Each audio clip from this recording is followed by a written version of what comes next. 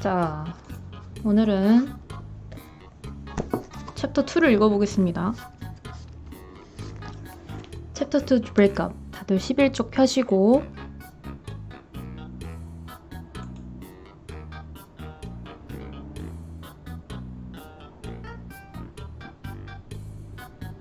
자, 다들 준비됐으면 11쪽부터 보겠습니다. Okay. Chapter 2 Breakup. Breakup. Dissolution of a unit, an organization, or a group of organizations. The Justice Department sometimes forces the breakup of a large corporation into several smaller companies. Jessie didn't get it. She just didn't get it. What was Evan's problem?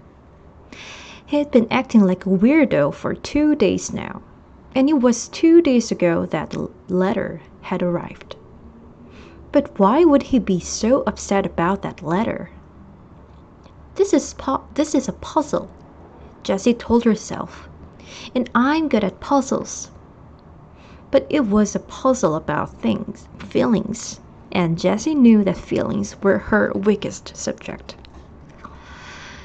Jessie sat in the cool darkness of the basement and thought back to Monday, the day the letter had come. Everything had been normal. She and Evan were putting together a lemonade stand in the driveway when the mailman walked up and handed Jessie a bundle of letters. Evan never bothered to look at the mail, but Jessie was always entering contests and expecting to win. So she flipped through the letters right away. Boring, boring, boring, said Jessie as each letter flashed by. Hey, something from school, addressed to Mom. She held up a plain white envelope. What do you think it is? Don't know, said Evan.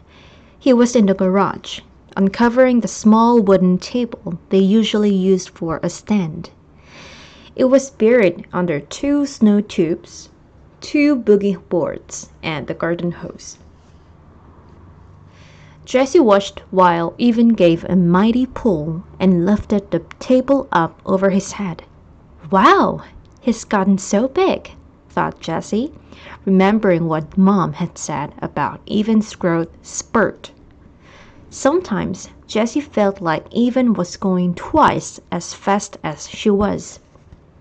Growing up, growing away. It looks important, said Jessie. It looks like bad news, is what she thought in her head. Was there a problem? A complaint? A mix-up? All the nervousness she'd been feeling about skipping to 4th grade suddenly burbled up inside her. This table's really dirty, said Evan. Do you think we can just cover it with a lot of cups and a pitcher and no one will notice? Jessie looked. The table was streaked with black. No, Evan groaned. I'll clean it, said Jessie. Evan had only agreed to have a lemonade stand because it was one of her favorite things to do. The least she could do for him was clean the gunk off the table. Maybe, she said, holding up the envelope again. They're postponing school? Maybe the first day isn't going to be next Tuesday, you think? That got Evan's attention. Let's ask Mom to open it, he said. Up in the humming coal of her office, Mrs. Tresky read the letter through once. Well, she said, this is a curveball. She looked right at Evan. Jessie thought her face looked worried. Evan, you and Jessie are going to be in the same class this year. You'll both have Mrs. Overton. Jessie felt relief flood her entire body. The same class! If she could have wished for one thing in the whole world, that's what she would have wished for.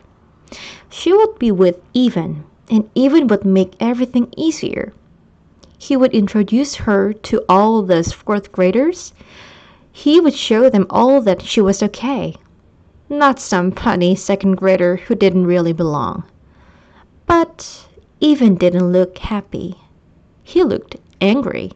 Why? He asked in an almost shouting voice. Mrs. Tresky scanned the letter. Well, the classes were small to start with, and now some of the fourth graders they thought would be attending aren't because they're moving or switching to private schools. So they need to combine the two small classes into one bigger class. That is so unfair, said Evan. I wanted Mrs. Scobie, and I don't want... He looked at Jessie. That is so unfair. Jessie was surprised. This was great news. Why didn't Evan see that? They always had fun together at home. Now they could have fun in school too. It'll be fun, she said to Evan. It will not be fun, said Evan. School isn't fun. And then he stomped downstairs and locked himself in his room for the rest of the afternoon. They never finished the lemonade stand. And here he was, 2 days later, and Evan was still all locked up. And even though he wasn't in his room, he wouldn't talk to her and he wouldn't play with her. So Jessie went up to her room and did what she always did when she was upset or angry or sad or confused. She started reading Charlotte's Web. She had read the book about 100 times. She was at the good part, the happy part. Wilbur had just been named some pig, and he was getting all kinds of attention from the Zuckermans and the whole town.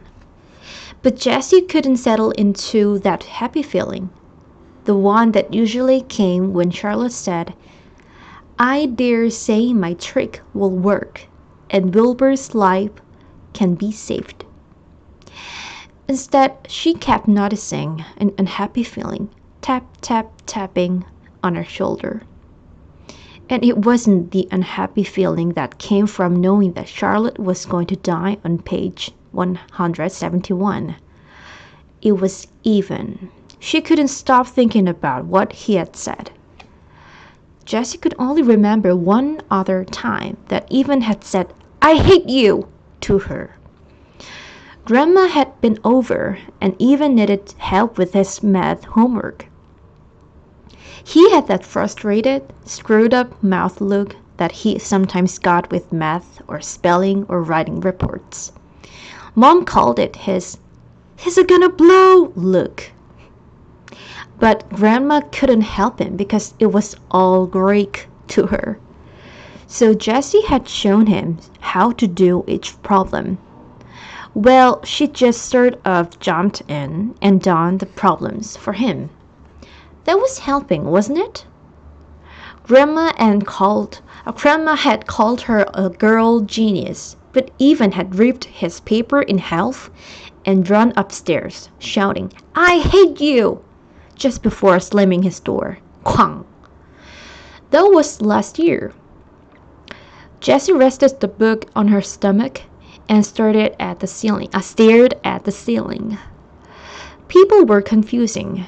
She'd rather do 100 math problems than try to figure out someone else's mixed up feelings any day of the week. That's why she and Evan got along so well. He'd just tell her straight out, I'm mad at you because you ate the last Rice Krispies treat. And then she could say, sorry, hey, I've got some Starburst in my room. You want them? And that would be that. Evan was a straight shooter, not like the girls at school, the ones who had started that club. She rolled over onto her side to get away from those thoughts. Across the room, against the opposite wall, she noticed the 3 pieces of foam core her mom had bought for Jessie's Labor Day project. Every year, the Rotary Club sponsored a competition for kids to see who would come up with the best display related to the holiday. This was the first year Jessie was old enough to participate, and she had backed her mom to buy foam core and gel pens and fluorescent paper and special stickers for her display. She was determined to win the prize money, $100. But she hadn't been able to come up with a single idea that seemed good enough. So here it was, just 5 days before the competition, and the foam core was still completely blank. Jessie reached for her book. She didn't want to think about the girls at school, and she didn't want to think about the competition. She started reading again. Wilbur and Charlotte were at the fair, and Charlotte was beginning to show her age. Jessie read the words that Wilbur said to his best friend. "I'm awfully sorry to hear that you're feeling poorly, Charlotte. Perhaps if you spin a web and catch a couple of flies, you feel better." Well, the second part didn't apply at all, but Jessie imagined herself saying the first line. "I'm awfully sorry to hear that you're feeling poorly, even." It sounded about right. At least it would show him that she cared. And Jessie knew that this was important when someone was feeling upset. She decided to go downstairs and give it a try. She would do just about anything to get Even back to the way he was before the letter. Jessie looked in the kitchen and the backyard. No Even. She was halfway down the steps to the basement when she heard a noise coming from the garage. She opened the door and felt the full heat of the day on her skin. It was like some giant had blown his hot, stinky breath on her. In the garage, she found Even and Scott Spencer. Weird, she thought. Even doesn't even like Scott Spencer. They'd been on again and off again friends from kindergarten. But ever since Scott had purposely put Even's bike helmet under the wheel of the Treske's minivan so that Mrs. Treske ran over it when she backed out, the friendship had definitely been off. Jessie looked from Even to Scott and back again. Now she had no idea what to say. "I'm awfully sorry to hear that you're feeling poorly, Even." Didn't seem to make much sense when Even was obviously having fun with his friend. She tried to think of something else to say. All she could come up with was, "What are you doing?" The boys were bent over a piece of cardboard. Even was writing letters with a skinny red felt-tipped pen. The purple cooler was in the middle of the garage, and 2 plastic chairs were stacked on top of it. On the top chair was a brown paper bag. "Nothing," said Even, not looking up. Jessie walked over to the boys and peered over Even's shoulder. "Lemonade, 50 cents. She said, "You spelled lemonade wrong. It's an O, not an I." But she thought, "Oh good, a lemonade stand. My favorite thing to do." The boys didn't say anything. Jessie saw Even's mouth tighten up. "You want me to make the lemonade?" she asked. "Already made," said Even. "I could decorate the sign," she said. "I'm good at drawing butterflies and flowers and things." Scott snorted. "Ha! We don't want girls' stuff like that on our sign." "Do you want to use my lockbox to keep the money in? It's got a tray with separate compartments for all the different coins." "Nope," said Even, still working on the sign. "Well," she said, looking around, "I can clean the table for you." The small wooden table, still covered in black streaks, was pushed up against the bikes. "We're not using it," said Even. But we always use the table for a stand, said Jessie. Evan pushed his face in her direction. We don't want it. Jessie took a couple of steps back. Her insides felt runny, like a fried egg that hasn't cooked enough. She knew she should just go back into the house, but for some reason her legs wouldn't move. She stood still, her bare feet rooted to the cool cement. Scott whispered something to Evan, and the two boys left, low and mean. Jessie swayed toward the door, but her feet stayed planted. She couldn't stand it that Evan wanted to be with Scott, who was a really jerk, more than her. Hey, she said, I bet you need change. I've got a ton. You could have all my change. You know, as long as you pay it back at the end of the day. Don't need it, said Evan. Yeah, you do, insisted Jessie. You always need change, especially in the beginning. You'll lose sales if you can't make change. Evan kept the pen with a loud snap and stuck it in his pocket. Scott's bankrolling us. His mom keeps a change jar. So we've got plenty. The boy stood up. Evan held a sign for Scott to read, turning his back on Jessie. Awesome, said Scott.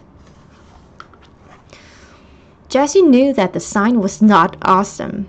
The letters were too small and thin to read from a distance. Evan should have used a fat marker instead of skinny felt-tipped pen. Everybody knew that. There weren't any pretty decorations to attract customers, and the word lemonade was spelled wrong. Why wouldn't Evan take a little help from her? She just wanted help. Scott turned to her and said, Are you really going to be in 4th grade this year? Jessie's back stiffened. Yep, she said. Wow, that is so freaky. It's not, she said, sticking her chin out. It's 2, said Scott.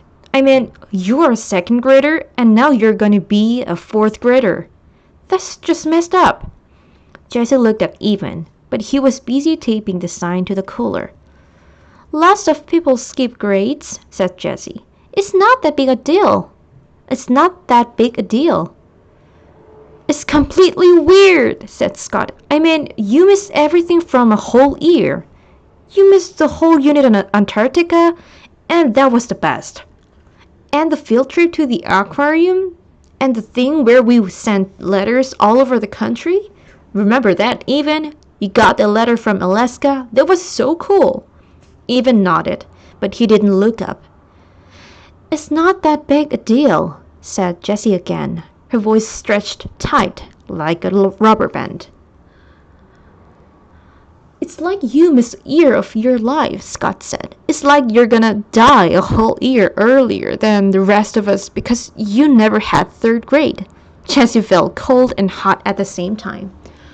Part of her wanted to yell, That doesn't make any sense! But the other part of her felt so freakish.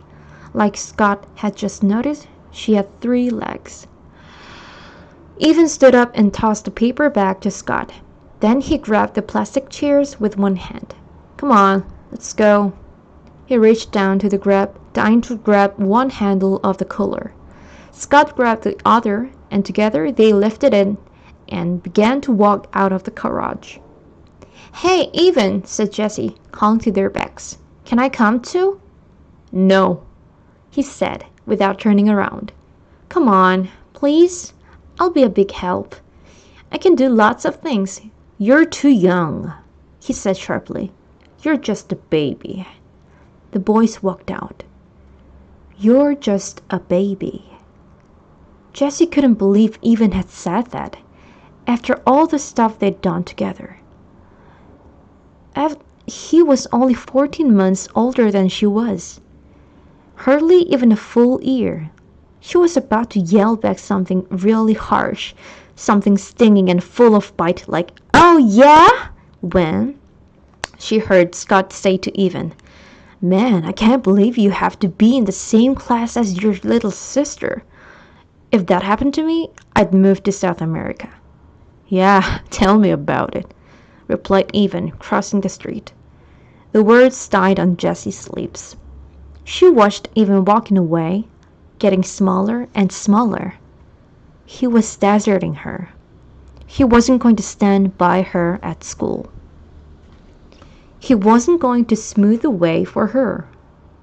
He was going to be on the other side, with all of them, looking down on her, telling everyone that she was too young to be part of the crowd, telling everyone that she didn't belong. Fine for you, Evan Tresky, she said as she marched into the house, her fists balled up at her sides. I don't need you. I don't need you to have fun. I don't need you to run a lemonade stand. And I don't need you to make friends in the 4th grade. Halfway up the stairs, she stopped and shouted, And I'm not a baby!